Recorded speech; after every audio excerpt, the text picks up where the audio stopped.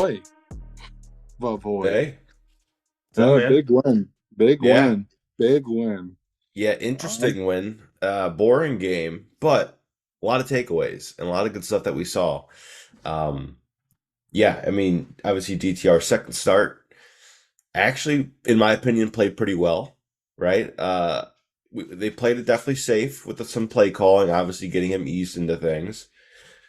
His stat line doesn't look incredible, but when you really take into account that there was a lot of drops on the day. A lot of drops on the day, and the interception was, you Off know, a drop. yeah, it was off. Yeah, exactly. So it really wasn't his fault. But yeah, overall we got the dub, we got the win, so that moves us to 7-3, and at the current time, we're fifth in the AFC standings. So that's pretty incredible to, Yeah. you know, It's currently, the number one team in the conference is the Baltimore Ravens. yes, So everyone else is following suit with 7-3 that's ahead of us. So it's not exactly a bad record right now. it's wide open. If the season ended today, they'd be playing Miami in Miami. So sheesh. Um, but in regards of Sunday's game, um, I thought DTR played pretty well. A lot of, it was a pretty good uh, called game by Stefanski. Agreed. Um, up until the second half, where I felt that they tried to do a lot of the same stuff where Pittsburgh adjusted and started to Yes. stack the box, not allowing anything across the middle. Seen a lot more man coverage in the second half, where throwing across the middle became, there was a lot tighter windows that he couldn't find. So I thought that they should have found a way to adjust in that regard. Um, but the run game was, I'd say, meh for most of the game.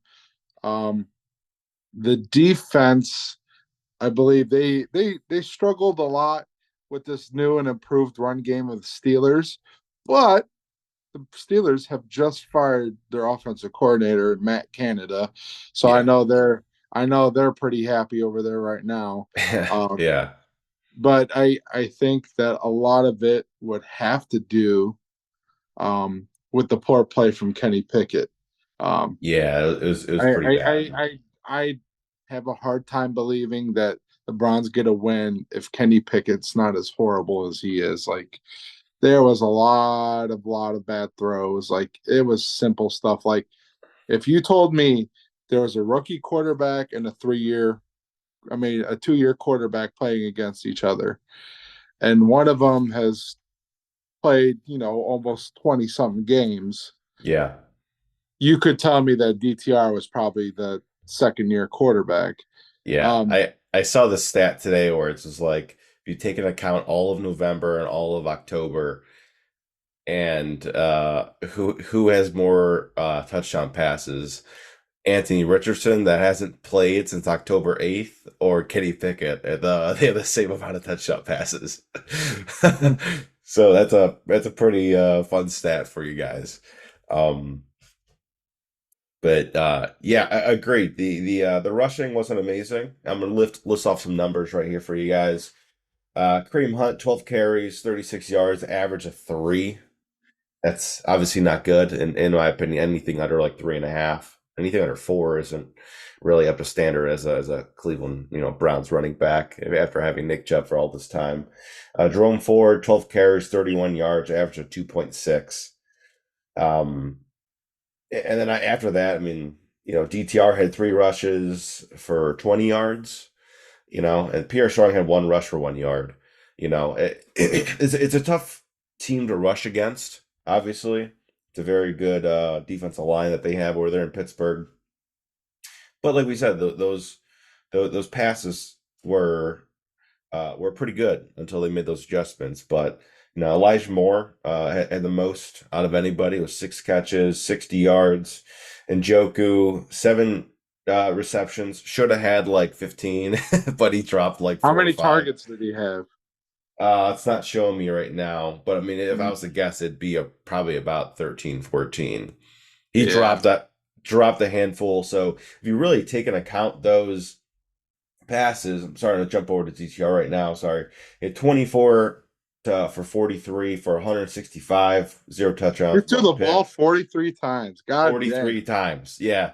But take an account, add maybe six of those drops. I mean, I know Coop had one. I think Njoku had like three or four, maybe even five. Although, I mean, I don't think you shy away from that. It doesn't matter. I think David's a very good tight No. end. He'll But bounce take back. an account, I mean, say he went 30 for 43 for 200. That's a way better number than what you're actually looking at right here, right? It's like 72%. Yeah, it's a lot better when you take those. I think the drop rate was like 20%, which is pretty nuts. Uh, but outside of that, Coop had four catches, 34 yards. And they were all Uh, pretty clutch catches as well, I think. Definitely, especially obviously the last pass down the stretch to get him in the field goal range. But outside of this, defense played well. Outside of that 174-yard run by Warren, I think defense played well, but another big part of it, like you mentioned, was Kenny Pickett just had a horrible game. And I mean, it was constantly, back shoulder throws or overthrown balls. Um, it was bad. It was really bad. And as a receiver like Kenny or George Pickens, man, I would be upset, man. And Deontay Johnson was a no-show. I think he had two catches on the day. Um, it was just really bad. I mean, as No, a when your quarterback can't get you the ball, those receivers mean nothing. Yeah, Uh, yeah. And I'll say DTR was definitely the better quarterback. And going forward, I'm happy. I think we saw a lot of things, and I think Kevin's going to be a little bit more comfortable with kind of like mixing this short pass game with screens and maybe a couple down the field throws with him now. I'd like to see it open up a little bit more this week. But yeah, overall, man, I can't say I'm upset with this week and how DTR played.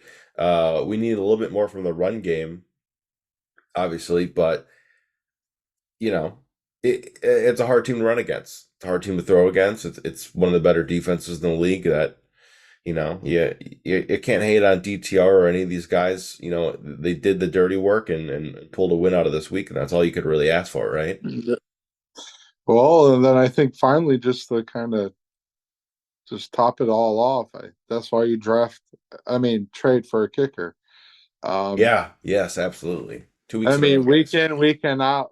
Week in, week out, we've been we've been saying this over and over again, and I mean, it is so nice not to have to hold your breath when it's a 35-yard field goal to win the game. Yeah, Like the only thing that I was like, I could see Pittsburgh blocking it, but that'd be the only way this game.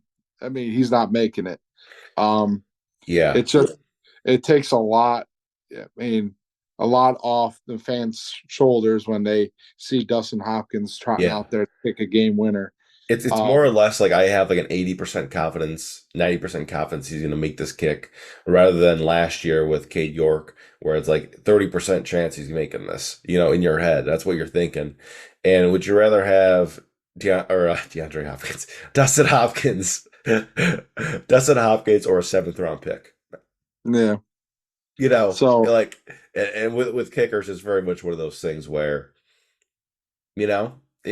situation at Chargers maybe wasn't the best for him. It's some injuries, and he comes back fresh. Had a nice transition over to the Browns, and he's been awesome. So yeah, you can't complain. And going back last year, take a few games. We've talked about it. Take a few games, add a field goal win. We would have been a much better team last year with those couple of wins that, instead of, seven wins like we did last year, we might have had eight or nine or 10. So, having a good kicker or consistent kicker goes a long way. And you've seen it this year and say we had Dustin Hopkins last year, it's a different record, man. It's a different yeah, record. yeah. It's and the defense. I think the defensive play has been well. I mean, that's the obvious answer here for why our record's much better this year than last year. The defense is Even with absolutely huge.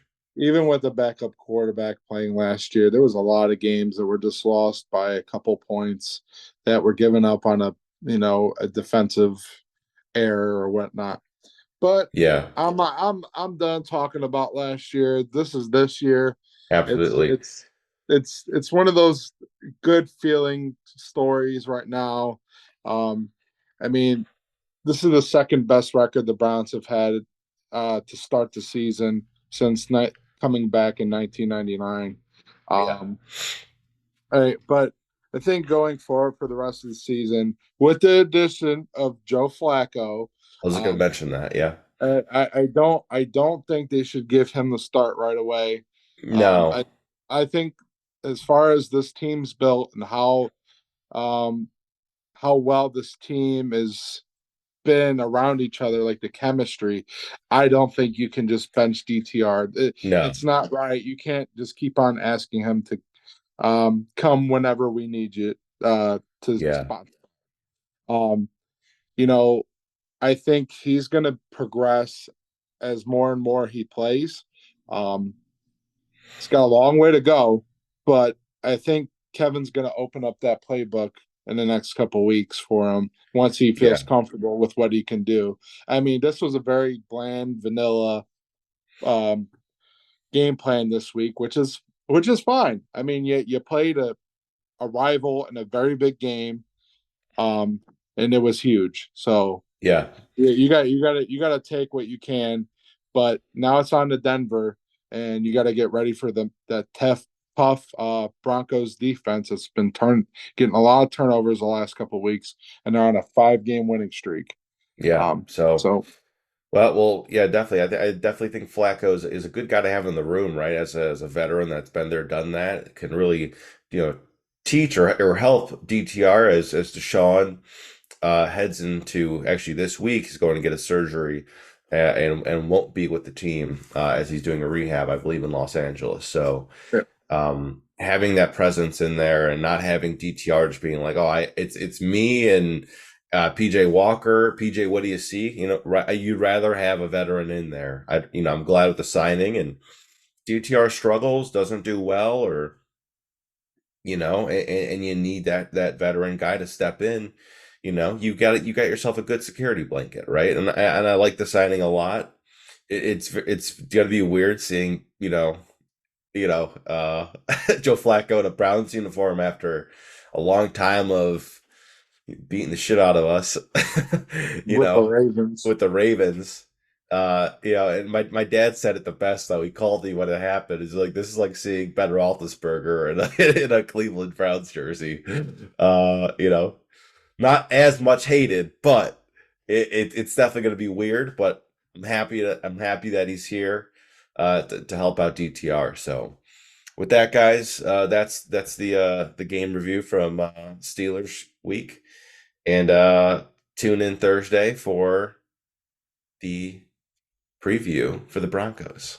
And hey, Pittsburgh, take your fucking L. Take your fucking L. Goodbye. Done with you. Yeah, see you next year. All right, guys, go Browns.